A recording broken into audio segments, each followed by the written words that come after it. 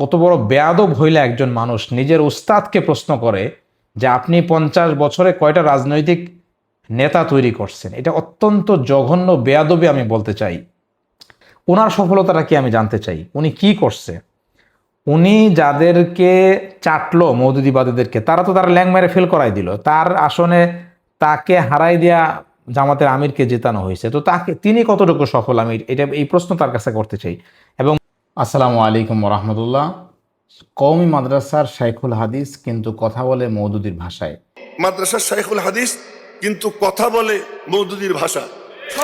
এই যে বক্তব্যটা ইয়াহিয়া মাহমুদ সাহেবের, সেটার সাথে আমি একটু যুক্ত করি, আপনাদেরকে একটা বক্তব্য শোনাই, তারপরে আমি আপনাদেরকে বোঝাবো যে মওদুদির সুরটা কোত্থেকে আসছে। ফরিদাবাদ মাদ্রাসা থেকে এই পর্যন্ত কয়জন জাতীয় পর্যায়ে নেতৃত্ব দানকারী রাজনৈতিক নেতা আপনারা তৈরি করেছেন? আমার প্রশ্ন আমার বর্তমান বাংলাদেশের ওলামায়ে কেরামের মুরব্বী মহিউদ্দিন হাফিজাহুল্লাহ প্রতি, আপনার যাত্রাবাড়ি মাদ্রাসা বিশাল মাদ্রাসা, মুআল্লিম মুজাক্কি মুসলিম মুবাল্লিগ সব তৈরি হচ্ছে, দায়ী ওয়াইজ তৈরি হচ্ছে, মুহাদ্দিস তৈরি হচ্ছে, কিন্তু জাতীয় পর্যায়ে রাজনৈতিক নেতৃত্ব দেওয়ার মতো কয়জন আপনি রাজনৈতিক নেতা তৈরি করেছেন? মনসুর সাহেব হুজুর, আপনার মেধা যোগ্যতা সম্পর্কে সবচেয়ে বড় ওয়াকিফ আমি জানি। আপনার কাছে বিনীত প্রশ্ন যে আপনারা সব তৈরি করেছেন, আপনার জিন্দগির প্রায় 50 সালা মেহনতের মাধ্যমে কয়জন ব্যক্তি রাজনৈতিক ময়দানে নেতৃত্ব দিচ্ছে এবং আপনি তার সরপরস্তি করতেছেন, সেই বিষয়গুলি আমরা কনফিউজড। দেখেন, মওদুদির যে ইসলাম, তার মানে হলো ইসলামী হুকুমত। ইসলামী রাষ্ট্র কায়েম করতে হবে, নিজের শরীরে ইসলাম না থাকলেও চলে। ফরিদাবাদ মাদ্রাসা, যেই মাদ্রাসার আমি একজন গর্বিত ছাত্র, আমাদের উস্তাদ শেখুনা শেখ আল্লামা আব্দুল কুদ্দুস হাফিজাহুল্লাহ, যার তিরমিজির তাকরির সারা বাংলাদেশের ছাত্ররা পড়ে, তো ওনারা তো যেই কাজটা করতেছেন, ওনারা ওনাদের ছাত্রদেরকে দিন শিখাইতেছেন। ওনারা সেই ছাত্ররা পৃথিবীর আনাচে কানাচে দিনের খেদমত করতেছে। দেওবন্দি আলেমদের মূল কাজ হচ্ছে ইমান আমল সংরক্ষণ করা, এবং এইটাতে তারা সফল। কিন্তু মওদুদিবাদীরা সবসময় দেওবন্দীদেরকে খোঁচায় যে আপনারা রাজনৈতিকভাবে কি করলেন। তারপরে দেখেন এখানে আপনি কন্টেক্সটটা খেয়াল করেন, এটা কিন্তু মওদুদিবাদ ভার্সেস থানবীয়তের, মানে এখানে আপনার সংঘর্ষ। মহিউদ্দিন যাত্রাবাড়ির হজরত, তিনি কিন্তু একজন বড় আলেম, একজন মুহাদ্দিস, একজন শেখুল হাদিস, একজন মুহতামিম, হাজার হাজার ছাত্রের উস্তাদ, ছাত্রদেরকে আলেম বানাইতেছেন এবং তাসাউফের লাইনে কাজ করতেছেন। তাকেও খোঁচা মারতেছেন এই আল্লামা যে আপনারা রাজনৈতিক নেতৃত্ব কি তৈরি করছেন। তারপরে দেখেন, সে আমার উস্তাদ না, আমি আমি তার ছাত্র হব এটার প্রয়োজন কখনো মনে করি নাই, কারণ তাকে পড়াইতে পারে এমন উস্তাদদের কাছে আমার পড়ার সৌভাগ্য হয়েছে।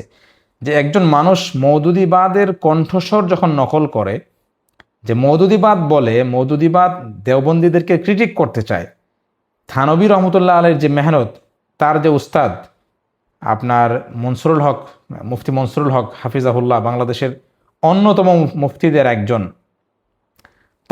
তিনি কিন্তু তাসাউফের লাইনে মেহনত করেন। তো এই যে মওদুদির কণ্ঠ, ইয়াহিয়া মাহমুদ সাহেব যে কথাটা বলছেন যে আপনি কওমি মাদ্রাসার শাইখুল হাদিস, কিন্তু আপনার কথাটা কিন্তু মওদুদির সুর, এটা কিন্তু হজরতের বক্তব্য থেকে কিন্তু আমি স্পষ্ট দেখতে পাইলাম। আপনারা দেখতে পাইছেন কিনা জানান। তো বিষয় হচ্ছে যে এইখানে আপনার এই বিষয়গুলো নিয়ে বলতে হবে। উনি শেখুল হাদিস আল্লামা আজিজুল হক রহমতুল্লাহ আলাইহির সন্তান হওয়ার কারণে শুধুমাত্র ওলামায়ে কেরাম তাকে শ্রদ্ধা করে, কিন্তু তার যেই কার্যকলাপ, তিনি যাদের প্রতিনিধিত্ব করতেছেন, তার যে চিন্তা চেতনায় মওদুদিবাদ ঢুকে গেছে, এটার কিন্তু প্রমাণ এই বক্তব্যের মধ্যে আমরা পাইলাম। এবং তার কিছু আপনার হচ্ছে যে চেলাপেলা, কিছু তার মুরিদ, কিছু তার ছাত্র অবুঝ, তারা তার পক্ষ নিয়ে কিন্তু আকাবের আসলাফদেরকে কিন্তু তারা গালাগালিজ করে। মওদুদিবাদীদের কথা আমি জিজ্ঞেস করতে চাই যে বাংলাদেশের উপমহাদেশের যে রাজনীতি, এখানে মওদুদিবাদীরা কখনো ক্ষমতায় আসতে পারবে না, কখনো আসতে পারে নাই, অতীত রেকর্ড তাই বলে। কখনো আওয়ামী লীগরে চাটছে, কখনো বিএনপিরে চাটছে। মওদুদিবাদীরা যেই রাজনীতিটা করতেছে, এটা হচ্ছে পশ্চিমাদেরকে খুশি করে ক্ষমতায় যাওয়া এবং সেটার জন্য ইসলামকে বিকৃত করে যাওয়া। মওদুদিবাদীদের সাফল্য হচ্ছে বিকৃত ইসলাম। কিভাবে বিকৃত ইসলাম? তাদের আলেমরাই বলছে, সাইদি সাহেব বলছে, তারেক মনোয়ার বলছে, মিজানুর রহমান আজহারি বলছে যে শহীদ মিনারে ফুল দেওয়া শিরক, কিন্তু তারা আজকে বিরোধী দল হয়ে তারা যখন ফুল দিতেছে তখন তারা আবার এটাকে জায়েজ করতেছে। তো ইসলামের বিভিন্ন বিধানকে কটাক্ষ করা, বিভিন্ন বিধানকে ছেটে ফেলা ছাড়া এদের সফলতা আসলে নাই। কারণ বাংলাদেশের 55 বছরের ইতিহাসে দেখা যায় যে এই গতানুগতিক যে গণতান্ত্রিক রাজনীতি, এটা দিয়ে আসলে ক্ষমতায় যাওয়া যায় না। এটাই বাস্তবতা। নাইলে 1940 সাল থেকে রাজনীতি করার পরেও তারা কখনো ক্ষমতার কাছাকাছি যেতে পারে না। এইবার একটা সুযোগ আসছিল, কিন্তু আমেরিকার কথা ইউনূসের পাল্লায় পড়ে তারা এই সুযোগটা হারাইছে। সো এই যে বিষয়টা, মওদুদিবাদের সুরে কথা বলা, এটাকে কিন্তু আসলে কোনোভাবেই এটাকে ছাড় দেওয়া যাবে না। এটার ব্যাপারে প্রতিবাদ করতে হবে। কারণ এটাকে যদি ছাড় দেওয়া হয় তাহলে দেখা যাবে যে আজকে বড় বড় আলেমদের ব্যাপারে সাধারণ মানুষের যে মানুষ যে খারাপ কথা বলতেছে, এটা কিন্তু এইখান থেকেই তারা পাইতেছে। এবং মওদুদিবাদীরা রাজনীতিতে অনেক সফল হয়ে গেছে। এই ধরনের একটা মোহ, এই ধরনের একটা মিথ্যা স্বপ্ন কওমি তরুণরা দেখে দেখে কিন্তু মওদুদিবাদ মানে মনে করতেছে মওদুদিবাদের বিকল্প নাই। কিন্তু আমি তো দেখাইলাম যে 55 বছরের ইতিহাসে তারা কখনো ক্ষমতার কাছাকাছি যাইতে পারে নাই। সো এই জন্য আমি আসলে খুব ক্লান্ত ছিলাম, অনেক কাজ করছি, আজকে একটু ক্লান্ত। গতকালকে রাতেও ঘুমাই নেই, আজকে রাত্রেও ডিউটি করতেছি।